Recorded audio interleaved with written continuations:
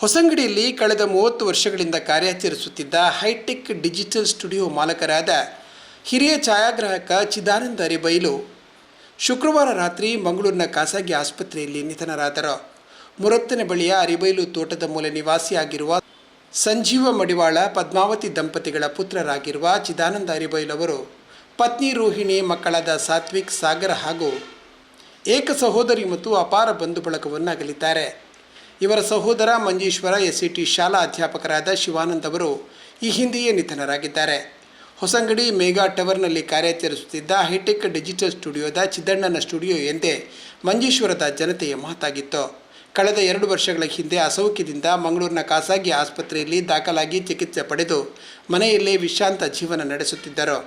ಈ ವೇಳೆ ಇತ್ತೀಚೆಗೆ ಮಂಗಳೂರಿನ ಖಾಸಗಿ ಆಸ್ಪತ್ರೆಯಲ್ಲಿ ದಾಖಲಾಗಿ ತೀವ್ರ ನಿಗಾ ಘಟಕದಲ್ಲಿ ಚಿಕಿತ್ಸೆ ಪಡೆಯುತ್ತಿರುವ ವೇಳೆ ಶುಕ್ರವಾರ ರಾತ್ರಿ ನಿಧನರಾಗಿದ್ದಾರೆ.